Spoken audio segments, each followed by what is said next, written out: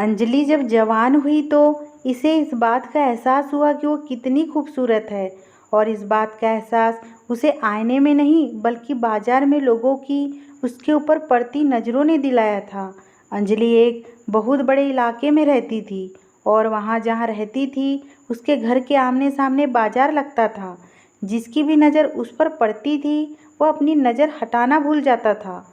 अंजलि गोरी थी, उसके काले लंबे बाल और गुलाब की पंखुड़ी जैसे ओठ थे।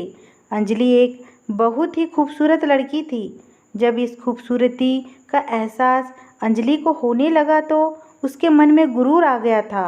वह जानबूझकर बाजार चली जाती, और जब भी वह बाजार जाती मोहल्ले के लड़के उसे दूर दूर तक देखते ही रहते, जैसे मानो लड़कों की नज़र उसके ऊपर से हटती ही नहीं थी।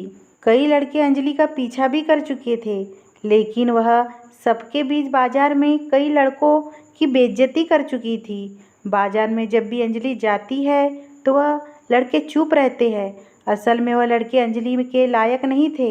अंजलि हमेशा यही सोचती थी कि मैं जितनी खूबसूरत हूँ उसी तरह मेरा होने वाला पति भी खूबसूरत हो, इसलिए वह मोहल्ले के लड़कों को भाव नहीं देती थी। अंजलि अपने घर का राशन और सामान हमेशा अपनी सहेली के साथ अमित के जनरल स्टोर पर ही लेने जाती थी।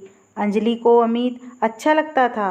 अंजलि को कुछ भी लेना रहता तो अमित के जनरल स्टोर से ही ले आती थी। वह उसे मेकअप का सामान और ज्वेलरी आधे दाम पर दिया करता था। अंजलि और उसकी सहेली अमित से बहुत खुश होती थी। वह हंस हंस के उनसे बातें करता था, और वह दोनों भी उसे खूब अच्छे तरीके से बातें करती थी। एक दिन की बात है, अंजलि अपनी सहेली के साथ अमित की दुकान पर उससे सामान लेने के बाद जब वह पैसे देने लगी तो अमित उसे हंसकर देखने लगा, पर ना जाने क्यों अंजलि भी उसे देखकर हंसने लगी। अमित ने उस सामान के पैसे लेने से इनकार कर दिया और उससे कहा, आज मेरी तरफ से यह सारी चीज़ें तुम्हारे लिए गिफ्ट है। और जब अंजलि सामान लेकर घर आ रही थी तो उसके बैग में अमित ने एक पर्ची डाल दी, और जब अंजलि ने घर आकर सामान के बैग में से पर्ची निकाली तो उसमें लिखा था, अंजलि तुम बहुत ही ज़्यादा खूबसूरत हो।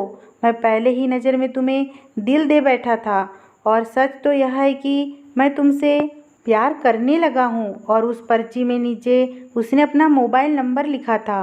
पहले तो अंजलि घबरा गई, मगर अंजलि का दिल भी उसके लिए बेचैन हो रहा था, और वो रात तक अपने आप को रोक नहीं सकी, और उसने अपने मोबाइल से उस नंबर पर कॉल कर दी। अंजलि ने सोचा कि अगर वह कॉल करता है तो मैं उससे बात कर लूँगी। अंजलि के मिस कॉल करने के 2 मिनट बाद ही उधर से कॉल आने लगा। अंजलि का दिल ज़ोर ज़ोर से धड़कने लगा। अंजलि ने फ़ोन उठाया और कुछ बोल नहीं रही थी। उधर से आवाज़ आई, हेलो कौन है, कुछ बोलो ना, मैं जान चुका हूँ कि तुम अंजलि हो। और इस तरह दोनों ने बात करना शुरू किया। अमित का घर अंजलि के घर के पीछे वाली गली में ही था। अंजलि की छत एक दूसरे की छत से मिली हुई थी। अमित ने अंजलि को कई बार छत पर भी देखा था। अब दोनों रोज़ रात को बातें करते। अंजलि अमित के कहने पर छत पर जाती और वह दोनों एक दूसरे को देख भी लेते थे। कभी कभी अंजलि उससे मिलने के लिए उसके शॉप पर भी चली जाती थी, और इसी बहाने उन दोनों की एक दूसरे से मुलाकात भी हो जाती थी।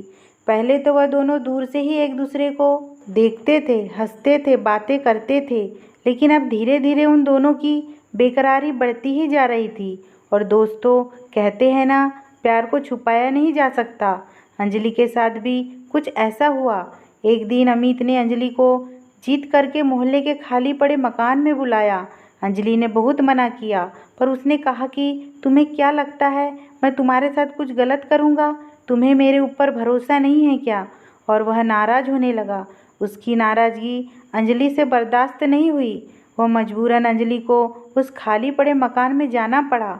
वह मकान कई सालों से खाली पड़ा हुआ था। उस मकान में कोई आता जाता नहीं था। दीवार टूटी फूटी थी, और जैसे ही उस मकान में अंजलि पहुंची अमित की आंखें चमकने लगी। वह जैसे ही उसके करीब पहुंची वह फूले नहीं समा रहा था। अमित ने अंजलि का हाथ पकड़ा तो अंजलि को अंदर से कुछ अजीब सा होने लगा। आज से पहले वे दोनों सिर्फ बातें किया करते थे, और पहली बार अमित ने उसका हाथ पकड़ा था। लेकिन इतना ही में पीछे से ज़ोर से आवाज़ आई, क्या हो रहा है ये सब? यह आवाज़ किसी और की नहीं, अंजलि के भाई की थी। अंजलि अपने भाई की आवाज़ सुनकर उछल पड़ी। अंजलि के भाई ने उसके बालों को पकड़कर 2-3 थप्पड़ मारे और अंजलि का भाई अमित की तरफ लपका ही था कि उसने उसे भागने के लिए कह दिया और उस बात पर अंजलि के भाई ने उसे वहीं पर बहुत मारा और घसीटता हुआ उसे घर ले आया। उसे घर के आंगन फेंका और मारने लगा और पूछने लगा, बोल किसके साथ मुंह काला कर रही थी। कुछ देर पहले तो अंजलि की जान सूख गई थी, पर अब वह संभल गई थी। अंजलि के माँ बाप ने भी उससे पूछा कि बोल कौन है वो लड़का। अंजलि अपने भी अपनी बात पर डट गई और बोली, हाँ मैं उससे प्यार करती हूँ। उस लड़के का नाम अमित है और अमित भी मुझसे बहुत प्यार करता है और अगर आप लोगों ने मेरी शादी उससे नहीं करवाई तो या तो मैं उसके साथ भाग जाऊंगी या अपनी जान दे दूंगी। ये बात सुनकर अंजलि के भाई को और गुस्सा आ गया, लेकिन उसकी माँ ने उसे छुड़ाकर कमरे में बंद कर दिया। अंजलि की माँ उसके भाई को समझाया कि इस तरह शोर मचाने से हमारी ही बदनामी होगी और इसने कहीं गलत कदम उठा लिया तो हम कहीं मुंह दिखाने के लायक नहीं रहेंगे। अंजलि के पापा भी चुप थे। उन्होंने पूरी जिंदगी इज्जत से गुजारी थी और वह अपने बुढ़ापे को बेइज्जती से तार तार नहीं करना चाहते थे। इसलिए एक शरीफ खानदान से थी, इसलिए उसके घर वाले डर गए और इस नतीजे पर पहुंचे कि उन दोनों की शादी करा दी जाए। दूसरे दिन ही अंजलि के पापा ने अमित के घर का पता लिया और उसके पापा से जाकर बात की। जब अमित के पापा को सारी बातें पता चली तो वह परेशान हो गए और जब उन्होंने भी अमित से शादी के लिए पूछा तो वह भी शादी करने के लिए तैयार था। अमित ने अपने पापा से यह भी कहा कि अगर आपने मेरी शादी अंजलि से नहीं की तो हम दोनों इस घर से भागकर शादी कर लेंगे। अब बात दोनों घरों की इज्जत की थी। यह बात सुनते ही अमित के पापा भी राजी हो गए, लेकिन उनका कहना था कि लड़का लड़की अपने मर्जी से शादी कर रहे हैं तो जितनी सादगी से शादी हो जाए उतना ही बेहतर होगा। वह नहीं चाहते कि ज़्यादा धूम मजा कर शादी की जाए, क्योंकि अभी लड़के की उम्र सिर्फ 20 साल की थी जबकि अंजलि की उम्र 16 साल की थी। अंजलि के खानदान में यह था कि जब तक लड़की 19 साल की ना हो जाए लड़की की शादी नहीं की जाती। अब दोनों खानदान भी में बात पक्की हो गई और 4 दिनों बाद मंदिर में उन दोनों की शादी कर दी गई। अंजलि के पापा और उसका बड़ा भाई शादी से खुश नहीं थे, लेकिन अंजलि और अमित दिल ही दिल में खुश थे कि चलो जैसे भी सही हमारी शादी तो हो गई। अब अंजलि अमित के घर आ गई और अमित ने शादी की पहली रात उसे बता दिया कि तुम अब इस घर में आ तो गई हो, पर तुम्हें बहुत संभल कर रहना होगा। अमित की माँ की 6 साल पहले ही निधन हो चुका था। अमित ने बताया कि मेरे पापा बहुत सख्त किस्म के आदमी हैं और हाँ, अमित के घर में उसके चाचा का लड़का भी रहता है जो कि थोड़ा अजीब किस्म का इंसान है। अमित ने बताया कि उसके चाचा के लड़के का नाम सोनू है। अंजलि ने अमित से कहा कि वह हमारे साथ क्यों रहेगा। तब उसने बताया कि जब वह पैदा हुआ तभी उसकी माँ चल बसी और चाचा जी इतना शराब पीते थे कि वह उसकी परवरिश नहीं कर सकते थे, जिस वजह से अमित की माँ ने सोनू को गोद ले लिया था। मेरी माँ तो इस दुनिया में नहीं रही, पर सोनू इस घर में हमारे साथ ही रहता है। तुम ऐसा समझो कि ये छोटा तुम्हारा छोटा देवर है। अब शादी को ऐसे ही कई दिन बीत गए। अमित अंजलि से बहुत प्यार करता था। अंजलि को किसी भी चीज़ की कमी नहीं होने देता था। अंजलि को लगता था जैसे वो हवा में उड़ रही हो, जबकि वो अपने ससुर जी को एक आँख न भाती थी। अभी शादी को 3 ही महीने हुए थे कि अमित के पापा के दिल का दौरा पड़ने से मौत हो गई। अमित के पिताजी रिटायर्ड ऑफिसर थे और घर का सारा खर्चा वही चलाते थे, लेकिन उनके जाने के बाद घर की हालत और बिगड़ने लगी। शादी के 3 महीने बाद एक रात यह भी खुला कि जो जनरल स्टोर अंजलि अमित का समझती थी वह उसका नहीं था, बल्कि वह तो वहाँ नौकरी करता था। और ससुर की मौत के बाद घर की हालत और बिगड़ने लगी। फिर अमित ने काम के सिलसिले में दूसरे शहर जाने का फैसला कर लिया। इस बात पर अंजलि बहुत उदास हुई, पर अमित उसको यकीन दिलाया कि बस 1-2 साल की बात है। जब वह थोड़े पैसे इकट्ठे कर लेगा तो वह भी उसे शहर बुला लेगा और अंजलि भी उसके पास चली जाएंगी। मजबूरन अंजलि को अमित को दूसरे शहर भेजना पड़ा।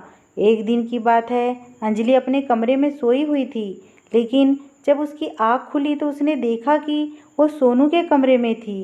सोनू की उम्र सिर्फ 19 साल थी। वैसे तो वह देखने में बिल्कुल ठीक लगता था, बात भी सही करता था, लेकिन कभी कभी कुछ उल्टा सीधा बोल दिया करता था, जिसकी वजह से सब उसे थोड़ा दिमाग का हल्का समझते थे। अंजलि अपने आप को सोनू के कमरे में पाकर बहुत परेशान हो जाती। वह सोचती कि ना जाने सोनू उसके बारे में क्या सोच रहा होगा, कि अंजलि भाभी कितनी बेशरम है। अंजलि को कुछ समझ नहीं आ रहा था। और जब सुबह अंजलि डरते डरते कमरे से बाहर गई तो सोनू बाहर आंगन में बैठा हुआ था। अंजलि ने कहा कि देवर जी माफ़ कीजिएगा, अनजाने में मैं आपके कमरे में आ गई। शायद मुझे नींद में चलने की आदत है, इसलिए माफ़ी चाहती हूँ। सोनू देखकर हंसने लगा और बोला, कोई बात नहीं भाभी, ऐसा कभी कभी हो जाता है। सोनू ने यह भी बताया कि भाभी, जब आप कमरे में आई तब मैं उस कमरे से तुरंत निकल गया। यह बात सुनकर अंजलि हैरान हो गई और उसे सच में नहीं मालूम था कि वहाँ कैसे पहुँची थी। इतना सब कुछ होने के बाद अंजलि अपने कमरे में चली जाती है और वह अपने पति अमित को याद करने लगती है। उसे अमित की आज बहुत याद आ रही थी। अंजलि कमरे में बैठकर दिन रात उसे याद करती है, उस लम्हों को याद करती है जो उसने उसके साथ गुजारे थे। पर आज अंजलि का दिल बहुत उदास था। वह अपने पति को बहुत ज़्यादा याद कर रही थी। अंजलि अपने पति अमित से फ़ोन पर बात तो करती थी, पर उसका दिल नहीं भरता था। और एक दिन फिर वैसा ही हुआ। अंजलि उस रात अपने कमरे में सोई थी, लेकिन जब सुबह उसकी आँख खुली तो उसने देखा आज फिर वह सोनू के कमरे में थी। सोनू का कमरा अंजलि के कमरे के एकदम बगल में ही था। उस घर में टोटल 3 कमरे थे, 2 कमरे नीचे और एक कमरा ऊपर वाले फ्लोर पर। ऊपर वाला फ्लोर हमेशा खाली ही पड़ा रहता था। और जब आज अंजलि की आँख खुली तो आज भी सोनू कमरे में ही नहीं था। अब ऐसे ही 2 से 3 हफ्ता बीत गया और इन बीते हुए दिनों में अंजलि ने कई बार गौर किया कि वह रात को अपने कमरे में सोती थी, पर सुबह सोनू के कमरे में होती थी। अंजलि बड़ी परेशान रहने लगी। ऐसा उसके साथ कैसे हो रहा है? और ऐसा होने के बाद सोनू अब उससे बहुत अच्छे से पेश आ रहा था, या कह सकते हैं कि सोनू अब अंजलि का बहुत ज़्यादा ख्याल रख रहा था।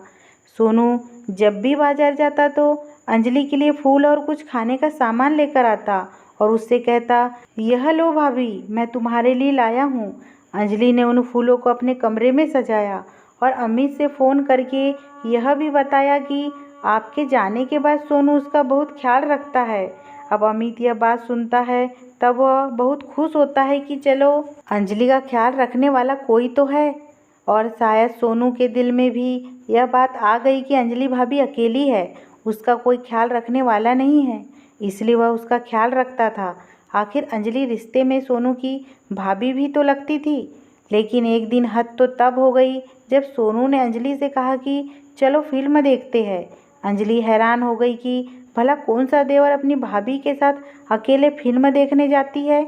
और अंजलि ने सोनू से कहा, सोनू, मुझे पिक्चर देखने का शौक़ नहीं है। अब यह बातें अंजलि के मुंह से निकली ही थी कि सोनू का चेहरा बदल गया और वह गुस्से में अंजलि से अजीब अजीब बातें करने लगा। थोड़ी देर के लिए तो अंजलि को थोड़ा अजीब लगा, लेकिन अब अंजलि को भी सोनू की अजीब अजीब बातें सुनने की आदत पड़ चुकी थी। अब ऐसा ही वक्त बीतता गया और उसके साथ अक्सर ऐसा ही होता। अंजलि रात को सोती अपने कमरे में और सुबह सोनू के कमरे में होती थी। अंजलि जब कमरे से बाहर आती तो सोनू उसे देखकर हंसता और तालियां बजाता। एक दिन की बात है, अंजलि की तबीयत खराब होने लगी। उसे चक्कर और उल्टी आने लगी और वहीं बेहोश हो गई। जब उसकी आँख खुली तो उसने देखा कि मोहल्ले की एक लड़की उसके बगल में खड़ी हुई है। यह वह लड़की थी जो उसकी बचपन की सहेली थी। और उसने अंजलि से कहा कि लगता है तुम्हारे घर खुशखबरी आने वाली है। यह बात सुनकर अंजलि हैरान हो गई, क्योंकि अमित को गए हुए अभी 6 महीने ही हुए थे। और अगर ऐसा ही होना होता तो अब तक अंजलि 6 महीने पेट से होती, लेकिन 6 महीने के बाद ऐसा होना नामुमकिन था। धीरे धीरे रात हो गई और रात को परेशानी की हालत में ही अंजलि को आँख लग गई। और जब रात के 2 बजे तो अंजलि को अजीब सी घबराहट होने लगी। जब अंजलि ने अपनी आंखें खोली तो देखा कि अपने कमरे में मौजूद नहीं थी। अंजलि हैरान हो गई कि वह सोनू के कमरे में क्या कर रही है। और जब सोनू उठा तो उसने बोला, तुम इतना डर क्यों रही हो? तुम तो पहले भी यहाँ पर आ चुकी हो। यह बात सुनकर अंजलि के होश उड़ गए। उसको समझ में नहीं आ रहा था कि वह क्या कर रही है। अंजलि चुपचाप एक पुतले की तरह खड़ी थी। सोनू बोला, तुम मुझे ऐसा क्यों देख रही हो? भाभी, क्या तुम सब कुछ भूल गई हो? क्या तुम वो रात भूल गई जो तुमने मेरे साथ बिताई थी? अंजलि हैरान हो गई और अपने आप से पूछी, ऐसा कब हुआ? मैं तो कभी आपके कमरे में आई ही नहीं। यह कहकर अंजलि वहाँ से भागी और घर के आंगन में गिर पड़ी और बेहोश हो गई। जब अंजलि को होश आया तब वो अस्पताल में थी। अंजलि इस बात पर भी हैरान थी कि वहाँ पर अमित भी मौजूद था।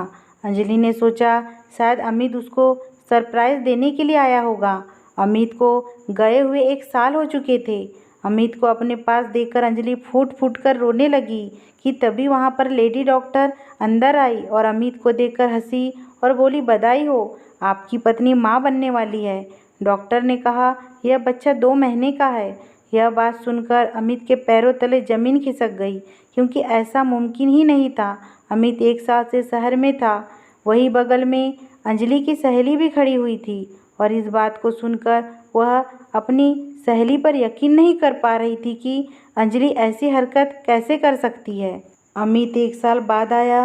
उसका चेहरा गुस्से से लाल हो गया और वह अंजलि को अस्पताल में छोड़कर वहाँ से चला गया। अब अंजलि की सहेली अंजलि को अस्पताल से घर लेकर पहुँची तो वहाँ पर देखा कि मोहल्ले के तमाम लोग घर पर इकट्ठा हो चुके थे। सभी लोग अंजलि के कैरेक्टर पर सवाल उठा रहे थे और आप तो जानते ही हैं, जब छोटे गांव में ऐसा काम होता है तब वहाँ के सारे लोग सिर्फ उसी बात पर चर्चा करने लगते हैं। ऐसा ही अंजलि के साथ भी हो रहा था। सब लोग अंजलि को ही गलत मान रहे थे। अंजलि के घर के सामने ही एक बूढ़ी औरत रहती थी। गांव में अगर कोई भी घटना हो जाती थी तो औरत फैसला सुनाती थी। आज वह औरत भी अंजलि के घर में मौजूद थी। अंजलि के ऊपर सभी लोग उंगली उठा रहे थे और अंजलि भी समझ चुकी थी कि शायद गलती उसकी ही है। इससे पहले अमित उसको घर से धक्के मारकर भगाता, वह खुद ही अपना सामान पैक कर रही थी कि तभी उस बूढ़ी औरत ने उसे रोका और कहा, इधर आओ। उन्होंने अमित से बताया कि अंजलि की कोई गलती नहीं है। अंजलि को तो नींद में चलने की आदत है और यह जो घर में तुम लोगों ने एक हैवान पाल रखा है, यह सारी करतूत उसी की है। वह हैवान कोई और नहीं, वह सोनू था, जो कि अमित के चाचा का लड़का था। और उस बूढ़ी औरत का घर अंजलि के घर के सामने होने की वजह से उसने कई बार यह गौर किया था कि अंजलि को नींद में चलने की आदत है। दोस्तों, कहते हैं ना, अगर हम गलत ना हो तो ऊपर वाला भी हमारा साथ देता है। और आज वह बूढ़ी औरत पूरे समाज में अंजलि की ढाल बनकर खड़ी थी। उन्होंने बताया, यह जो तुम लोगों ने घर में एक सोनू को पाला है, यह बहुत ही हैवान किस्म का आदमी है। जब तुम्हारी पत्नी नींद में चलती थी तब यह उसकी बीमारी का गलत फ़ायदा उठाता था और इसी ने तुम्हारी बीवी के साथ गलत किया है। क्यों ना करता, यह तुम्हारा अपना थोड़ी है, बल्कि इसने पहले भी गांव की कई लड़कियों को परेशान किया, पर वह लड़कियां इसके जाल में नहीं फंसी। और आज यह सीधी सादी अंजलि अपनी एक छोटी सी बीमारी के कारण इसकी जाल में फंस गई। उस बूढ़ी औरत ने यह भी कहा कि मैं मानती हूँ अंजलि को नींद में चलने की आदत है, पर इस सोनू को तो नहीं। इसने अपने होश में इस काम को अंजाम दिया है। यह बात सुनते ही सबकी नज़रें सोनू पर टिकी हुई थी। सोनू का मुंह गुस्से और शर्म से लाल पीला होने लगा। वो सर झुकाए वहीं खड़ा था, क्योंकि उसकी हकीकत बुरी तरह सबके सामने आ चुकी थी और उस बूढ़ी औरत की बात पर हर कोई यकीन करता था। जब इतनी बात हो गई तो सोनू भी चिल्लाकर बोलने लगा, हाँ, मैं ही इस बच्चे का बाप हूँ और वह खुद नींद में चलकर मेरे पास आती थी, मैं उसके पास नहीं जाता था। सोनू ने अपनी बात बोली थी कि अमित को गुस्सा आ गया और वह उसे मारने के लिए आगे बढ़ा ही था कि मोहल्ले के 3-4 नौजवानों ने उसे वहीं रोक दिया। अगर कोई आज अमित को ना पकड़ते तो पता नहीं गुस्से में अभी सोनू के साथ क्या कर जाता। अमित ने अपने गुस्से को काबू किया और वहीं किनारे बैठ गया। कुछ देर बाद वहां पुलिस आई और सोनू को गिरफ्तार कर लिया। अब ऐसे ही 9 महीने बीत गए। 9 महीने के बाद अंजलि को जो लड़का हुआ वह मरा पैदा हुआ। शायद ऊपर वाला भी नहीं चाहता था कि दुनिया वालों के सामने अंजलि बेइज्जत होके रहे। आजकल के ज़माने में किसी पे भरोसा नहीं करना चाहिए। अगर ये स्टोरी आपको पसंद आई हो दोस्तों, तो प्लीज़ प्लीज़ मेरे चैनल को सब्सक्राइब कीजिए, लाइक कीजिए, कमेंट कीजिए। प्लीज़ प्लीज़ मुझे सपोर्ट कीजिए।